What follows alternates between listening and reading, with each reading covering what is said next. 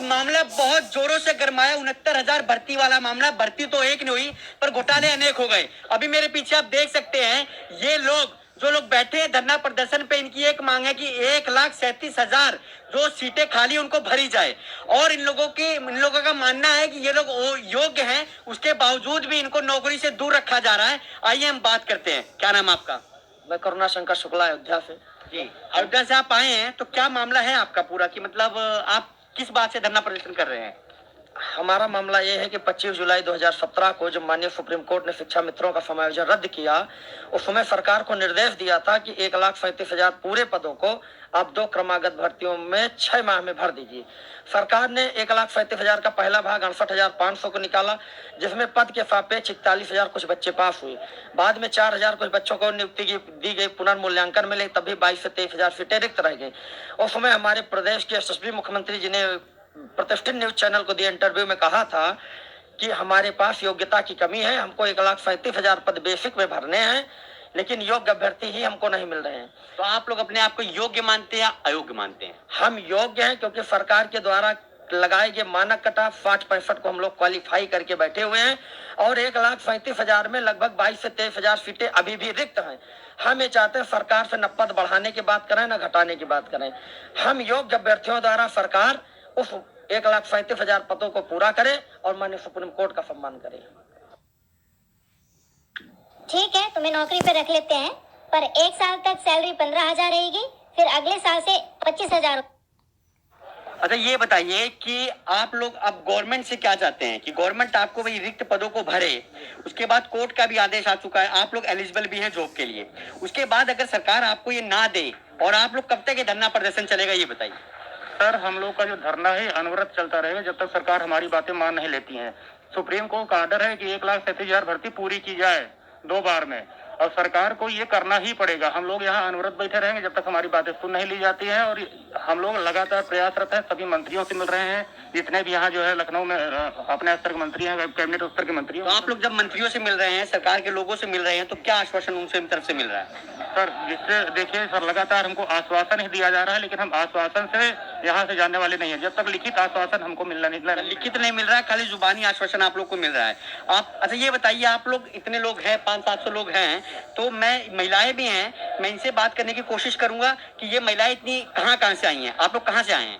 Sir, हम लोग बहुत दूर दूर से आए हैं। हम लोग यहाँ पे 40 दिन से बैठे हुए हैं। आप विश्वास नहीं मानेंगे, अब हमारी आर्थिक, मानसिक, शारीरिक सारी स्थिति एकदम खराब हो चुकी है। अब हम आप लोग को बता नहीं सकते कि हम लोग इतने दिनों से यहाँ पर बैठे हुए हैं, मगर हम लोगों की सुध लेने वाला कोई भी नहीं है। ये बताइए, 40 दिन से आप लोग बैठे हुए हैं, मगर कोई भी हमारी हालत सरकार से की तरफ से, प्रशासन की तरफ से कोई नहीं आ रहा आप लोग का हाल खबर लेने। आप लोग का मामला सिर्फ इतना है कि 1,37,000 जो सीटें हैं उसको फिलअप किया जाए और आप लोग को रोजगार दिया जाए। अच्छा, ये बताइए कि गवर्नमेंट जो बड़े बड़े बैनर पोस्टर लगा के रखी हुई है, बड़े बड़े दावे करती है कि हमने इतने रोजगार दिए हैं, तो आप लोग को तो रोजगार दे नहीं पा रही है, तो ये तो जो ऐड कर रही है झूठी कर रही है। बिल्कुल झूठी करी, बस आश्वासन पे आश्वासन होते हैं कि आपको इनसे मिलवाया जाएगा, उनसे। आज भी हम लोगों ने गए शिक्षा मंत्री जी से मिलने, वो तो अपने से तो कभी आएंगे भी नहीं कि हम लोग की सुध लेने, मगर जब हम लोग जाते हैं तब तो उनकी सारी पुलिस का महकमा खड़ा हो जाता है। 40 दिन से खाना पीना कैसे चल रहा है आप लोग? कैसे चल रहा है सर, किसी ना किसी तरीके से भाई जो हमारे हैं वो हमारी मदद करते। हम लोग बाहर से आके यहाँ पे बैठे हुए। ये बताइए, लखनऊ जैसे इतनी महंगे शहर में किस तरीके से हमारा सर्वाइवल हो रहा है? आप? सर, हम आगरा से आए हैं। आप कहाँ से आई हैं मैडम? आजमगढ़ से आए हैं सर। आजमगढ़ से आई हैं, तो आजमगढ़ यहाँ से 300-350 किलोमीटर है, तो घर वालों ने कहा नहीं कि जाने की जरूरत नहीं है? आप थोड़ा सा, मैं महिलाओं पे आऊंगा।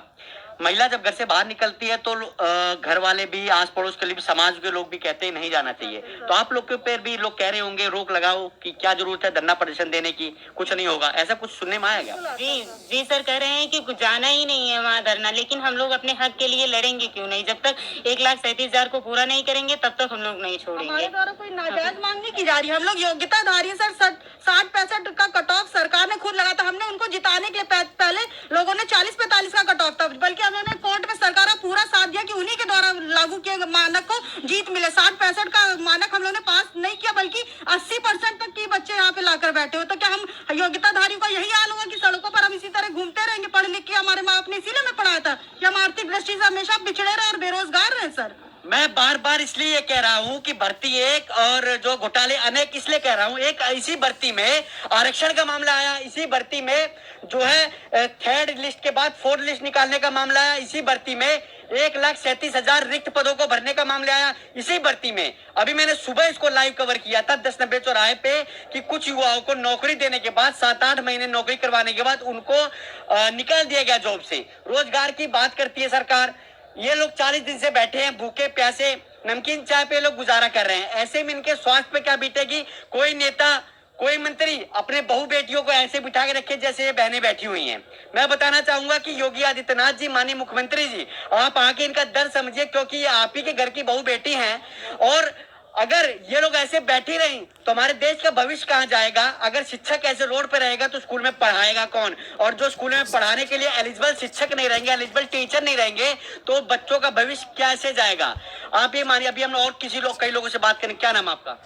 दीपक सिंह, कहाँ से आई हैं आप? सुल्तानपुर से। सुल्तानपुर से आई हैं। तो सुल्तानपुर से जब आप आई हैं तो घर वालों ने पूरा समर्थन किया कि बेटा जाओ? नहीं, बिल्कुल समर्थन नहीं किया। अपने आने में इतनी दिक्कत हुई थी, आप समझ सकते हैं एक शादीशुदा महिला के लिए घर ससुराल से निकलना कितनी बड़ी मुश्किल होती है। मेरा योगी जी से सिर्फ एक ही कहना है कि 1,37,000 पदों को हम योग्यताधारी शिक्षकों से भर दें, नहीं तो हमें इच्छा मृत्यु की दे दे। हम यहाँ से नहीं जाएंगे, हम अपनी यही जान दे देंगे, लेकिन हम बिना अपनी मांगों को पूरी किए नहीं जाएंगे। लगातार युवा में एक बात आ रही है, सुनने में आ रही है, जहां जहां मैं लाइव पे जा रहा हूं कि हमको रोजगार दे दिया जाए, नहीं तो हम आत्महत्या कर लेंगे। ऐसा करने की कोई जरूरत नहीं है।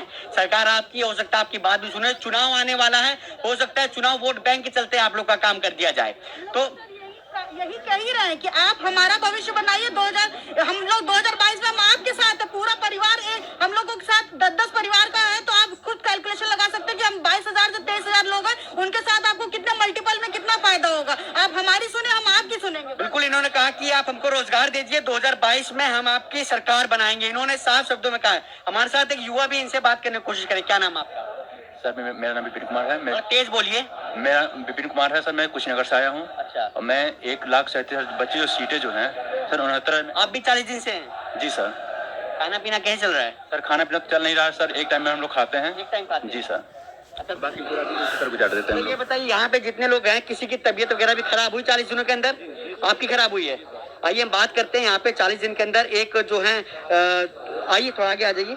क्या नाम है आपका? मेरा नाम पूजा मिश्रा है और मैं कहाँ से आई है पूजा जी? लखनऊ से ही हूँ। लखनऊ से ही? जी। तो 40 दिन से आपका लखनऊ में ही घर है, तो आप घर नहीं गई? नहीं, मैं घर जाती हूँ, लेकिन मैं यहाँ पे डेली सुबह से 5 बजे तक रहती हूँ। तो खाना पीना हर चीज में दिक्कत हो जाती है। भाई बहन जो है, इनकी भी दिक्कत हो जाती है। सबकी तबीयत खराब चल रही है जी।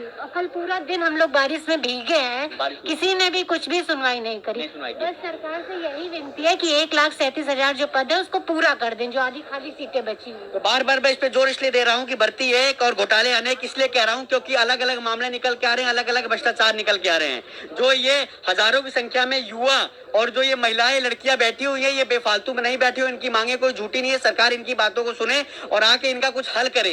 और इन्होंने